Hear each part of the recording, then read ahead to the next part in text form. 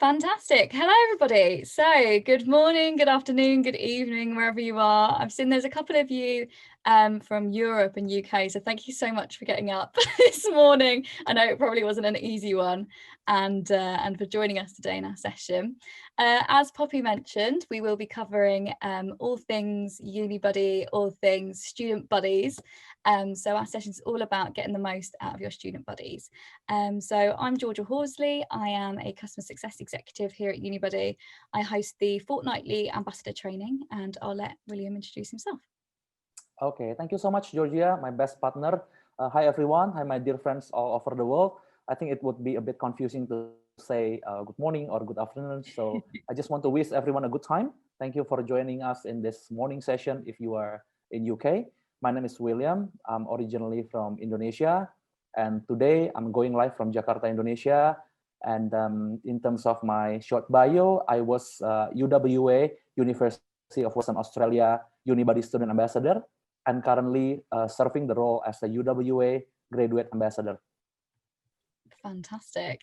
So I think I want to start by saying that we're going to start chopping up our session into 3 sections. So we're going to go through how you can find the right buddies for your buddy scheme. We're going to talk about how you can incentivize our students. I know Carolina and Kim touched on that in their session, and we're going to delve into that in a bit more detail with an ambassador.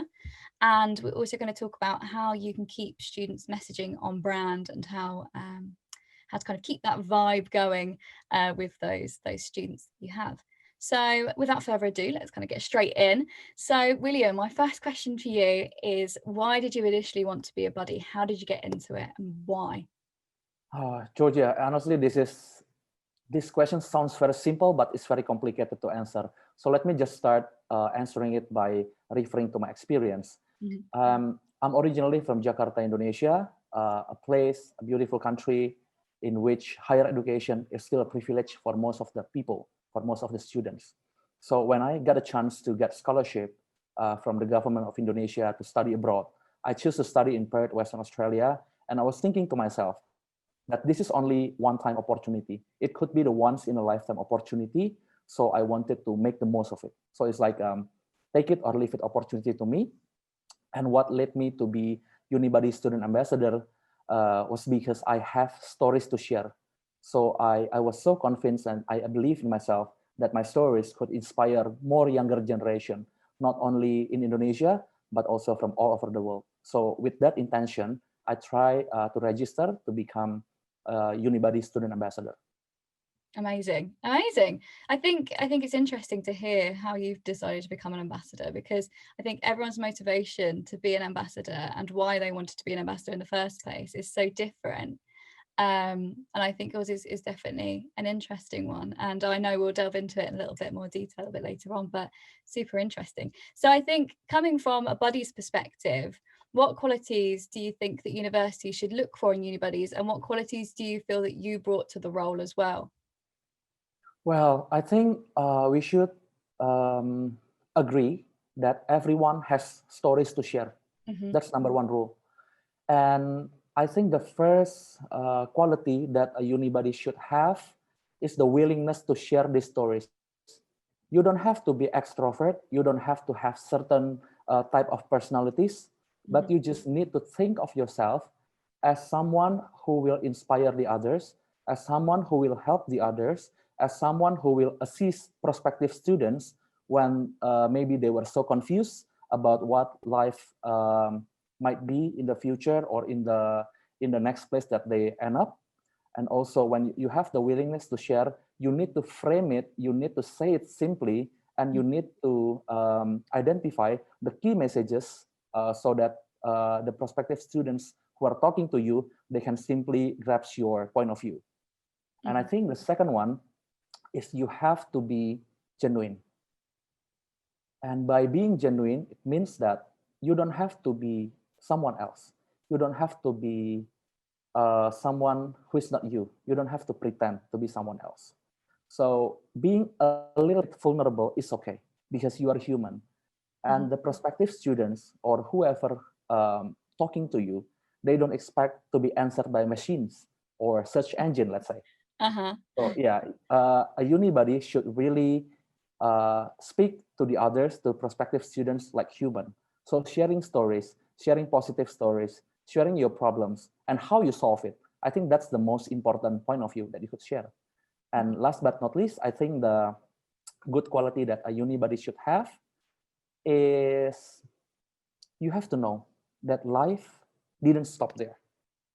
So I think it's very common for every student ambassador to be caught up with study routines, with exams, and with unending assignments. But by being Unibuddy student ambassador, it means that a Unibuddy should realize that they have higher purpose to achieve. When they were caught up with some busy schedules, they didn't have to be so overwhelmed. Rather than that, they should think that this is the one-shot opportunity. If I do this well, I could help people, I could help prospective students, and I could be a good representative of my institution. And it will lead you somewhere. Absolutely. Fantastic. I think it's really interesting, like the way you speak. You have a lot of emphasis over the idea of ambassadors being storytellers, and I love that because I've never heard anyone describe it like that before. But I think it's so true, because really, what are those ambassadors doing when they're telling people about their experiences? They're sharing stories, and I think it is really important to be a good storyteller and to be able to have the ability to share those stories, to share those experiences with others. And I think when you spoke about being genuine as well, that's something that I really hammer home with my ambassador training, is that we need to be genuine, you need to be authentic, because if you're talking about only the good stuff at your university, then and not all the challenges that you face and how you've solved them and things like that, then these prospective students might turn up and then they face challenges and they say, oh, I didn't expect this, nobody told me about this. So I definitely think there's an emphasis on being authentic, being genuine, and having that willingness to share that you spoke about and share those stories and being able to do it in such an eloquent way. And of course, the last thing you said, the purpose of it all, and really understanding that, your student experience doesn't just stop at your course, and actually there's so much more to it. You can be a representative for your university and really share with others. So that's fantastic. So all of those skills you spoke about, I think they can be quite hard to define and find out that an ambassador has those skills. So how do you think that a university would be able to interview students, or a way that they could find out if those students have those skills? Well, it's very difficult, but it's not impossible. Well, what I think, what my university has done during my time was quite good, because I think paperwork is very important for everyone, because you want to know the profile of the student ambassadors or the potential buddies that you will work with for the next, let's say, 6 months or a year. And then after doing those administrative things, I think the first skill that the interviewer should do is the storytelling skill. I'm not saying that everyone is a good storyteller, but it's not impossible to attain this skill. So if someone is not good enough in doing storytelling, the Unibuddy organizer at each home university could give them training, could ask them to tell the stories about themselves, because the easiest way to ask people to talk is talking about themselves. So you don't have to give a very big topics at the very beginning, but just ask the potential Unibuddies to tell stories, the unique parts, or the little secret maybe about themselves. And I think the second one, when the storytelling skills was trained, it could be very important to know someone's intention, because Unibuddy is not something that we do as a quote-unquote full-time job. That's something that requires a sense of purpose. So you need to really find someone, a good Unibuddy student ambassador, with the right intention. Because if they only do this for fun, it's all right. But you have to do this for fun, but with purpose. Because directly or indirectly, when you talk to prospective students, let's say I was in Perth, Western Australia, and was talking to prospective students from Indonesia, it was quite similar to me in terms of culture. But if you talk to someone from North America, from India, or from Africa, you need to really find someone who has the flexibility to see things differently, someone who is open-minded. And you have to test that and give them opportunities to explore whether the prospective Unibuddy student ambassadors could do that. If they couldn't do that at the first place, it's very important to give them more knowledge about that. So it's all about cultural intelligence. Absolutely. I think that's really interesting that you're saying, an openness to other people's cultures and other countries and things like that, because as you said, you could be speaking to people all over the world as a student ambassador. Yeah. I think sometimes student ambassadors don't realize the kind of enormity of that task and how, as you said, you can connect with so many different people and build those relationships with different people as well, as I know we spoke about before. So I wanted to open up to the audience now and see if they've been listening. But I wanted to talk about the qualities that William spoke about earlier. So we mentioned that that William thought the best qualities of a Unibuddy ambassador would be a kind of ability to storytell, the ability to be genuine and to be honest and to be authentic when talking about these experiences. He's also now spoken about being flexible, being open-minded, being able to embrace diversity and embrace different cultures. And of course, the last one, that purpose, that intention, that reason that they're doing it. So I wanted to open up to the audience and ask which of those four do they think is the most important in a buddy? So that was being able to be a storyteller, so willingness to share, being genuine and authentic, being flexible and open-minded, or having a purpose or intention. So let me know in the chat which do you think is the most important, and also maybe a reason why you've made that selection. Because there's a few of my colleagues from Unibuddy there, so I'd be interested to hear what you guys say, but also any of the universities that are listening to us today as well. I'd be interested to know what it is that you think is most important and what really you look for in a buddy as well. So I'm just going to open the floor to questions, to comments there, and see what we get back. So while we wait, we can discuss also kind of your interview process, really, William. So I know we spoke briefly about the fact that you were kind of asked about being able to share and that kind of thing, but how did your interview process look? If you could give me kind of a description of what happened. Well, the first phase was quite administrative but interesting. So I was asked to fill up a form about my short bio, about my student details. And the second part of the registration form was about the tasks in the real world setting or situation when prospective students ask me certain questions. So my interviewer lists down 3 or 4 questions. Some of them are general one, and some of them are specific ones. And then I was asked to give answers based on my own knowledge. And I wasn't allowed to find info on the website, but maybe they just want to see how I react with questions. So it was clearly instructed that I have to rephrase, I have to use my own words and not doing the cut paste kind of thing. So I think it's a good way to see whether a student or potential student ambassador could do a good storytelling, because they were asked questions and they were expected to give it in a short and simple way, and not just putting all the details on the paper.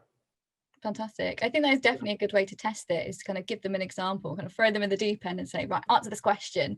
I think, yeah, definitely gives them an opportunity also for the students to see if it is something that they would enjoy, because it's all right saying I want to be a student ambassador, but I think it's definitely worth giving it a go and seeing how you feel actually answering those questions, and whether you feel you'd be successful in that. So that's great. I can see now we've got loads of responses on the chat, so I'm just going to read a couple of those out. So I can see, I think, so Alice, is one of my colleagues in sales at Unibuddy. She said, I think being genuine, I feel Unibuddy is all about trusting your peers. So I agree. One of our key values actually at Unibuddy is that peer-to-peer connection, and actually being able to help and trust in your peers and rely on them. So, and actually Raman's also said the same thing, authentic, being genuine. I think kids know they are being sold to nowadays. So I think that's really true. A lot of universities can feel a little bit silly to prospective students. So I think that authenticity and that being genuine really makes that university look more personal and definitely reaches out to those students rather than it just being like, come to my university, give me your money sort of thing. And Roman said, so having something answering genuinely creates that trust. We've got Stephanie from UCFB, it's University Campus of Football Business, and she's in the UK. She said, I think being genuine and authentic is really key. Students get the perspective of employability, etc., from marketing, but are looking for an insider perspective, the good, the bad, and the ugly from a student voice. So she's talking there about really giving that well-rounded view and that well-rounded perspective of university, and not just the good bits, but also the bad bits, as we mentioned earlier, giving that kind of idea of what it's actually going to be like being a student rather than just sugarcoating it. Patrick said, I think being genuine is really crucial because I think it builds trust with prospects and instills confidence. So it seems like overwhelmingly everyone is saying it's that genuine and it's that authenticity, but really there is no wrong answer. I think all of the qualities that we spoke about really can be important. It can be important for different ambassadors as well, and also different universities, but I do think really that point's been hammered home that they really are interested in that authenticity and that that means I'm doing it right? Yes, exactly. So that's all good. I think it's interesting as well because you've come from a different perspective, haven't you, as a postgraduate student? So I think definitely being a student ambassador maybe could have been a little bit different for you than it would have been for an undergraduate student coming from a professional background as well. And I think even that difference will change kind of the way that you see the values and the way that you see being a student ambassador. But let's move on to the second question. So the second session is all about incentivization and really how to get the most of your buddies. I think it's probably the one that really relates to the session topic the most. So when you were at UWA, how did they incentivize you to be a buddy? For instance, did they pay you? Did they offer you rewards? I know Carolina and Kim touched on this a little bit earlier, so it'd be interesting to hear what UWA did and what your experience of this was. Well, I think I have to mention this. They paid me fortnightly, but it wasn't my focus at all. My focus was they provided me with strategic opportunities to know more people, to know more local friends, to know more international prospective students, including their family. They gave me opportunity to interact first-handedly, to talk to strangers, to use the 45 minutes of campus tour session, not only to tell them about the features of the university, but also to share Australian values, to share my experience, to listen to them, to find out what problems they might have faced in the past and they might have faced in the future. And me as the representative or ambassador of my university, I calmed them down. I told them that it's very normal to feel that maybe a little bit isolated when the first time people or students coming to new places, but the support system was so good from universities, also from the society. So I think it's very important for me to keep doing that because I came from a communication background, and it's very important for me to keep communicating, to keep improving myself, to meet more people, to learn from their perspective, and also to see what problems they face and the potential solutions, because that's the skills that I think in the 21st century or the next 20 or 30 years, the world needs. Absolutely. So we need to have the problem solving skills. Fantastic. I think it's really interesting because when we talk about incentivization, I think a lot of us think, is it paying? Is it giving them gifts? Is it giving them awards? But actually, I think it's really interesting the way you talk about it is the fact that you gained values and you gained experiences and you gained kind of practice within that culture and within those skills, those communication skills and things like that, and actually being able to put the skills that you already had into practice. So I think it's really interesting the way you talk about it, even though you were actually paid, you speak about that wasn't your motivation, that wasn't your intention. Really, you were there for the opportunities that it possessed, and that was just a nice kind of thing on the side, that extra payment there. Agree. Fantastic. So that leads really nicely onto what really motivated you. What do you think motivates students to be ambassadors? Of course, some people are really motivated by money, but as you spoke about those values and things that you gained, so what do you think motivates students? Well, I think I am coming from the international student perspective, Georgia, and it's very important for me. I took it as the one-shot opportunity, once in a lifetime opportunity to study abroad. So I really want to make the most of it. And also by registering to be Unibuddy Student Ambassador, I think I would have experience, I would have the interaction, networking, and also international friendship. And it would be possible for me to take or to treat Western Australia as a big classroom for me to learn from people, not only in the classroom setting, but also to find it in the real life, how people act, how people think, how people embrace diversity, because people who come from different nationalities and cultural background might perceive differently toward certain things. Sometimes it's not acceptable in the home countries, but it's acceptable in Australia, let's say. And it's very important for me when I took the chance and I was chosen as the Unibuddy Student Ambassador to embrace those opportunities.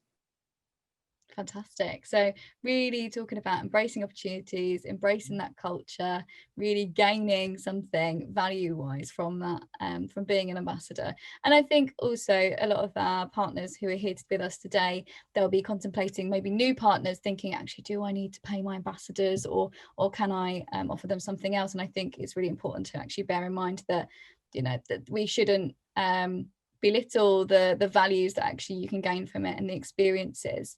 They're kind of payment in themselves, really, aren't they? Incentivization in themselves. The fact that really those experiences can take you many places, and actually they can open up many doors for you, and even just many experiences in life for you. As you've mentioned, the fact that, you know, you had this opportunity to go and study in Perth, which is amazing, and you had, you know, all that time to spend there and really soak in that culture and soak in that experience. So that's fantastic. So once again, opening up to the audience, and I wanted to ask if you've ever tried anything creatively to incentivize your ambassadors. Let me know in the comments. Maybe thinking about the kind of value side of things as well when you train your ambassadors, or when you advertise the opportunity to be an ambassador. What are the values and what are the experiences that you speak about in your advertisement, and what do you tell ambassadors they can gain? And maybe if you don't already, what are you thinking about sharing with your ambassadors now that you've heard from myself and William today, and thinking about those values, those experiences, and those different you know, incentivizations that you can gain from being ambassador. So let me know in the comments, guys, what you're currently doing and what you're thinking of doing in the future with incentivizing your ambassadors. So fantastic. I'm just going to wait for a couple of people. So I can see also Sophie just sent us a comment as well. She said, great to have you join us today, William. For you, what was the most rewarding thing about being a Unibuddy student ambassador? So she wants to know, what was the most rewarding thing about being a student Unibuddy ambassador? Well, I think for someone who wants to pursue professional career afterwards, the chance to be Unibuddy student ambassador, including being volunteers in many activities abroad, it's very important. And also it's extra values, additional values to the employer, because they knew that even though I was studying abroad and I had target to achieve, I still made time to do community service. I still made time to make new friends, to do something unusual, to go out or step out from my comfort zone. Because I know so many people in Australia, they were too afraid to be judged by the others. They were too afraid to show up themselves to the world. And what I had in mind at the time, this is like a, you know, time bomb. I know that one day I should come back to my home country to do things to contribute to my country. So while it lasts, I have to make the most of it. While the clock is still ticking, I have to make as many friends as possible, to build international networks, to build international friendship, because I know in 5 or 10 years time, the business landscape will change. And the only thing that lasts is our connection, is our good relationship, and is our strategic partnership with everyone, basically from all over the world. And that's the only way that we could survive and thrive.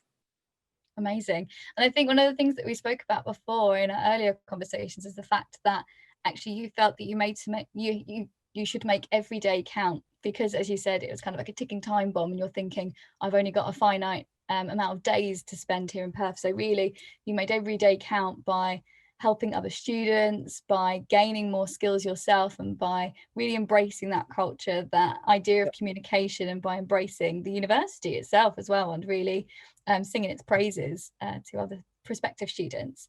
I can see we've also got another comment from Stephanie from UCFB, and she says, we run semester awards, so mostly being exclusive access to our guest speakers.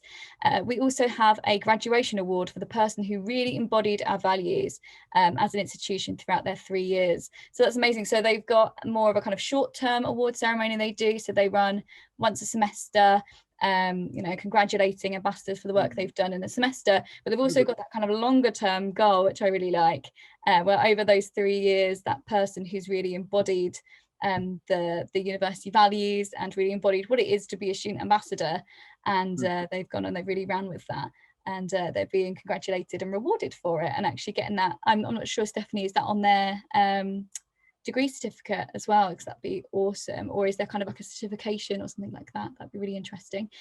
Sophie's also said UNE in Australia have a fantastic ambassador incentive program. They don't currently provide monetary reimbursement, so this is one of the universities that actually don't pay their student ambassadors. They provide different professional development opportunities for their ambassadors. They run annual award ceremonies for their most engaged ambassadors as well. And they found the most passionate and enthusiastic students are happy to work on this voluntary basis. So very similar to you, William. I know you said kind of it wasn't for the money, it was much more for those experience, the values, and that kind of practice that you got in those professional skills that you were developing.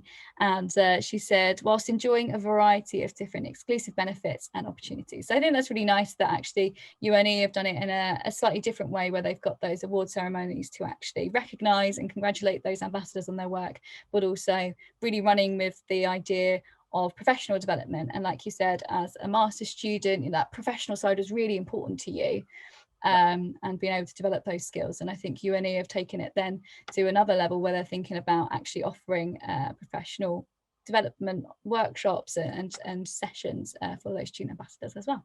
So that's great. Nice to hear how other universities are doing it as well. And moving on to our final section now, and then kind of opening the floor to some more questions. So our final section is about how we can keep students messaging on brand. And I know this is quite a wide topic and a bit of a scary thing to think about. How can we make sure, when we're passing that baton over to those students and allowing them the freedom to talk about our universities, and giving them that opportunity and that responsibility to really talk positively, but also authentically about our universities, how are we keeping the students messaging on brand? So my first question for you, William, is what kind of questions did you receive on Unibuddy? Because I think that's a good place to start talking about the questions that you got. So go on. Well, as long as I can remember, most of the prospective students asked me about the syllabus, about the course, about the units that they could take. I instantly refer them to the official website of the universities, because I know that the website is more reliable than me in terms of course and syllabus. And the second one, they asked me about the employment or part-time opportunities in Perth.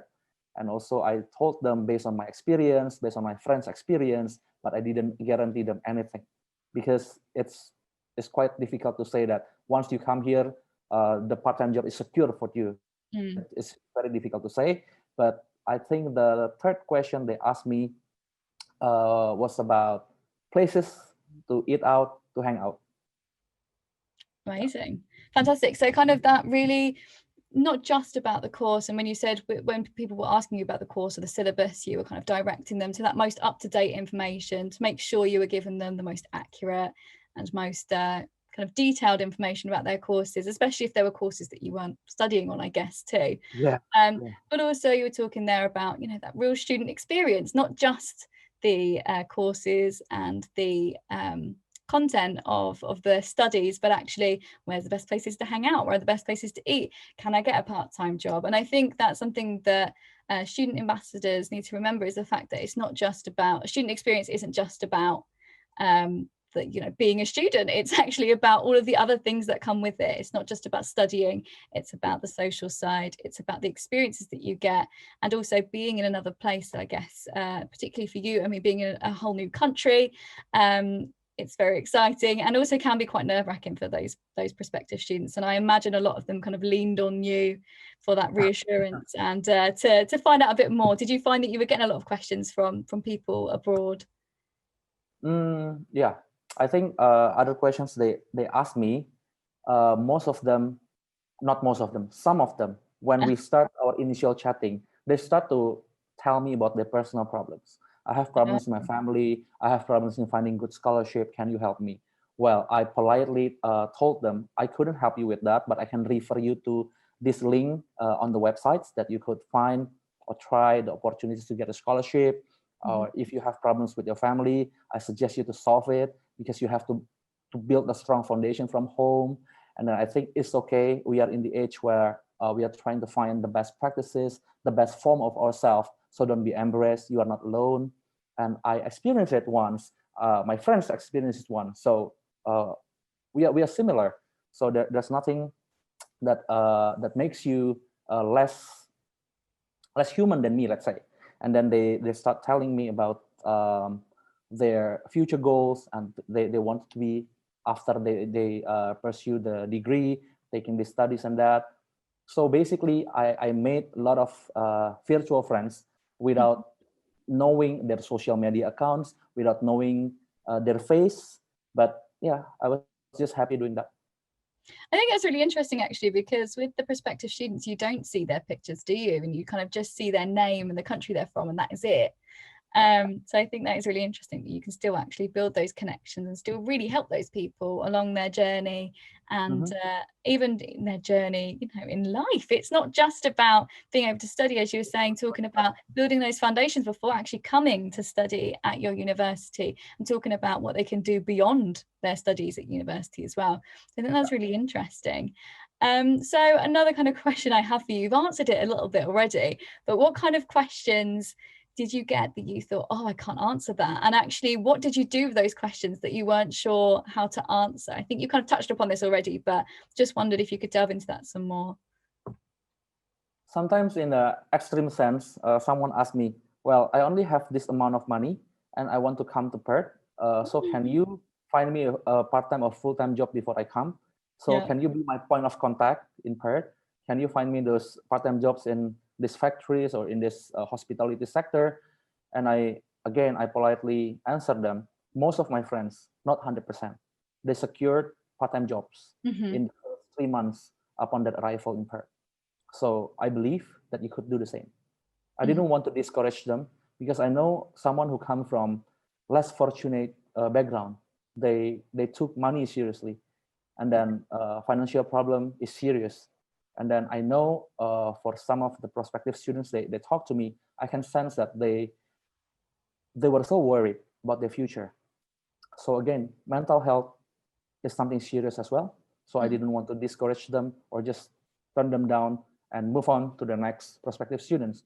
So I try to put my feet on their shoes and imagine if I were them and facing the same situation, what would I do? And what would I like Unibuddy student ambassador to answer to me? Absolutely. So, I think sometimes the questions could be very unique, could be a bit strange, but it's our job to embrace diversity, to embrace the fact that not everyone's coming from the same background with us, and there's no such thing as stupid question. I think that's number one rule. Yeah, absolutely. I think you've hit there. I think it's really about striking that balance between being reassuring but also being professional. As you said, there were certain things actually you couldn't answer. Where, you know, if someone's asking you, I've got this amount of money and I need to bring it, you can reassure them, look, actually from experience, my friends have done well, they've got part-time jobs, but I can't guarantee it. And I think that's really important to, you know, be honest, be authentic, be genuine, and be, you know, open about these things. I can't promise you, but also being very positive and optimistic and encouraging. As you've said, this can be a big worry for people, and actually it could really put them off coming to study, you know, around the financial side of things. So actually being reassuring, talking about the experience that you had and being able to empower them with those experiences. So that's really great. Awesome, thank you. And my last question on this topic is, how do you think that universities can train students but also allowing them to stay authentic? So obviously a lot of universities do a lot of training sessions. We do a training session here at Unibuddy, but with that training, how do you think they can still keep that authenticity, still keep their conversations genuine, and to not lose that through overtraining them? Well, I think speaking of the cognitive aspect, it's very important for every university to give basic knowledge about the university, about the program, and about the standard operating procedure. I think it's a must. But beyond that one, in terms of the affective aspect, it's very important to create a family-like situation and environment so that the student ambassadors could talk to the trainer, facilitator, or team member so that they feel that they were embraced, and then it's a family. So there is a room to make mistake, to make an honest mistake, and then to do things better in the future. No judgment at all. And then creating the good environment in the training session, because everyday interaction, conversation is a part of training. So I'd rather to see that the training program is ongoing. It's not just, let's say, 2 days training and then you let the Unibuddies do their job. So it's a continuous process that the organizer, the staff, the team members from universities should have. Fantastic. I think that's a really good point. I think these universities, you know, as you said, should continue to kind of nurture those student ambassadors, be there sort of like a family to be able to guide and support them if they do need help with certain questions, or if they're feeling overwhelmed being a student ambassador, if they just need someone to help them out. If they're getting really stressed out, maybe, for instance, deactivating them on the platform temporarily, or you know, there might be questions that they feel that they can't answer and actually they need a little bit more guidance on.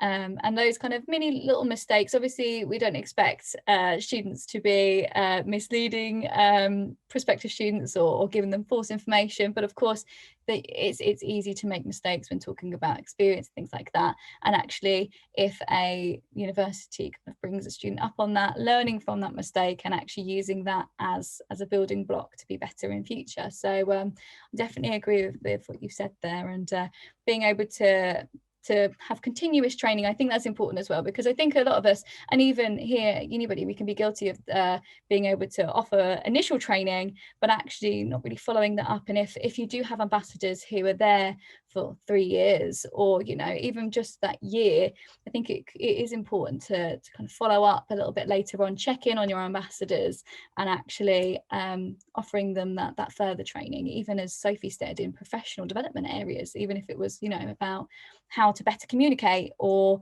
how to answer certain difficult questions, or objection handling, or things like that. I think it's important to really push for those training intermittently, rather than just right at the start and then letting them get on with it, as you would say. Couldn't agree more. Yeah. Fantastic. I can see we've got another comment in our chat feed. This was just about earlier on when we were talking about incentivization. I asked UCFB if they offered a certificate, or if it was on the HERE degree certificate of the students. And they said all of our students get a certificate to certify that they were ambassadors at graduation. So at their graduation ceremonies, they actually get a certificate to say they're ambassadors. That's really cool. And but we give out physical kind of trophies of program winner, so that's really cool. So those that actually win the program ambassador, so they've got something nice and shiny to show everyone, put into a nice cabinet, and it says the principal award and now the ambassador as well. So they've got the program winner, principal award, and the ambassador award. So they've got that trophy, that physical trophy there, and they're made of glass, which is not fun when 2 students drop them on graduation day. That would be me. I'd slip up. I know I did a little trip on my graduation as my heels were a little bit too high. Life happens. Yeah, absolutely. They've said that's one positive of having online graduations now, I guess. No little trips on the graduation. That's a good point there. But that's fantastic. So as you can see, lots of different universities do it really differently, different ideas of incentivizing your ambassadors, but also rewarding them. So opening it up to the audience again. So we were speaking about the keeping student ambassadors on brand in this section, but now I kind of want to open it up to the audience and ask them to put their feet in the shoes of a student ambassador and think about how they might answer commonly asked questions. So this is hopefully going to make you cut your ambassadors a little bit of slack, because some of these questions can be quite tricky. So William, I asked you before today's session for some questions, and you said one of the questions you got asked a lot was, how do I survive semester one? Which I think is such a general and such a broad question, and I wanted to open up to our audience to think about right back to their higher education experience. This might have been a couple of years ago for some of you, it could have been a long time ago for others. So having a think about, actually, how did you survive semester one? What would you answer this question? And having a think about keeping all those values in mind, being genuine, being authentic, being open, being a storyteller, and all those things that we mentioned earlier. So it'd be interesting to hear some feedback in the chat about how you think you would answer that question. How do you survive semester one? And maybe rather than putting a fully fledged answer there, you can let me know bullet points of things that you might cover. William, how would you answer that question when you got asked those questions? How do you survive semester one? What sort of thing were you talking about? Well, before I answer that question, I think one good thing about Unibuddy platform is that, well, basically I love writing. I write books and I write articles. So I was given opportunities to share my articles about how to survive semester one, so that not every student will ask me the same questions. I mean, it's all right to ask me the same questions. It's quite common. That's why I reflect on myself. Okay, this is a hot topic. So I wrote an article about that. I put it on Unibuddy platform. And then when they ask me the questions, I just answer them generally. Well, this is the 3 things, the top tips that I did and I survived. If you want to find out more, this is my article. So you could find the real examples, the real struggle, and also the solutions when you face uncertainties or confusion during your semester one. And then I told them that you have to take things slow. You don't have to get in rush. You have to make friends, but do it slowly, politely, and know people step by step. So it's not an instant process, but once you fit in, once you immerse yourself with local culture and with the new habit of study, because they might study, let's say, undergraduate study 5 or 6 years ago, and then they kind of lose touch when going back to school. So I told them to take things slowly, to make friends, to let yourself make mistakes, but don't dwell too long in your mistakes. So I share it through my sharing session, through my chat, and also through my articles. I think that's a good idea, actually. It's something that I speak about in the ambassador training sometimes, is talking about subjects that actually you don't get asked about, but actually you've made a good point there, talking about things that you get asked very frequently, writing a blog post that you can say, here are my top 3 tips, but actually if you want to know more, have a read of my article that I've written. I think that's a really good tip for anyone who's managing their student ambassadors out there, is to ask the Unibuddies to actually write blog posts for those questions they get asked a lot. And also, I mean, it would be difficult to kind of measure this, but really I imagine there were a lot of prospective students who maybe didn't even reach out and talk to you one-to-one, but actually engaged with your blog posts, and that was enough for them. They engaged passively, they maybe weren't feeling confident enough to come and approach you one-to-one, but actually sat and read your blog post, absorbed it, learned more about the university, and quite possibly joined the university due to the blog post that you wrote. By the way, it's very heartwarming for me to see that my articles, the surviving semester one, was clicked by around 600 or 500 participants. I mean, the viewers. So, wow. Yeah, amazing. So yeah, that's a big reach as well. So if you're thinking, you know, you could have spoken to some of those people, but also some of those could be just passive readers, those who aren't actually engaging one-to-one. So that's fantastic. Awesome. So again, yeah, there's definitely a lot of value in those blog posts, and I think that sometimes gets overlooked because the one-to-one chats are so great and so useful, and you can really see the impact straight away with those. But I think with the blog post, there's definitely something there and something really important about that. I can see we've got a lot of love for blog posts in the chat there. Alice and Carolina have both said that they love the Unibuddy blog post ideas, and they love student blog posts. Stephanie from UCFB has said, this is a tricky one. How would I answer this question? How do you survive semester one? So she's really understanding that the struggle of the ambassadors there. I would definitely address personal tips, she says. List some staff students that they can chat to on campus, like student services and things like that. So those support networks that are available to them. And like William, I would tell them to take their time. I do love the blog post idea based on what they're being asked a lot. So she also agrees that actually writing those blog posts can be really helpful. But also, yeah, I think it's really important to pinpoint those student services early on, before they need them. And I think this is something that actually you spoke about already, William, talking about those students that came in saying, I've got this amount of money, what can I do? But actually saying that here are the services that are going to be available for you. You might not need them right now, but actually later on down the line, you may need to use these student services, and actually letting them know before things get crazy and they actually really need those services, knowing that they're available beforehand can be really reassuring and comforting, and definitely makes you feel more confident coming to university, don't you think? So true. Yeah, fantastic. And Sophie said, focus, this is how she would answer that. How do you survive semester one question? Focus on immersing yourself in university and campus life, making friends, and as an international student, stay in touch regularly with family and friends back home. And I think that's really important to bear in mind as well. When we're talking about, that student experience doesn't need to just be about being a student on campus. It can be about your home life as well. And as the beginning of your university experience can be a daunting time, and it's great to learn, great to lean on your support system. So a lot of talk about different support systems there, whether that's actually at the university or whether that's your family and friends back home, and knowing that those support systems are there if you do end up struggling later down the line. Semester one can be really exciting and really full on, but I think when you start to get to semester two, you go, oh, I'm on my own now. Oh, this is real life, it feels like a holiday for the first semester. It's all very exciting and very new. And then I think when you get into that semester two, you think, oh, okay, I need to actually knuckle down and really get my study on, if you like. And definitely that's when things start to change. So I've got another question that you gave me earlier on as well, and you asked, where's the most interesting or famous place to go in your area? So I'd like the people listening, the viewers, to have a think about how they might have answered that question around their own universities, or if you're working at a university, around that area, but also when you were at university, what was your idea? So how would you answer the question, where's the most interesting or famous place to go in your area? And William, how did you answer that question when you got asked? Well, I answered that based on my personal experience, because I think people agree that Western Australia is a very scenic place. It's a good place to do road trip. So I just tell them the stories. That's why I say that storytelling is very important. I didn't show them the picture because I think it's impossible to share pictures through Unibuddy platform.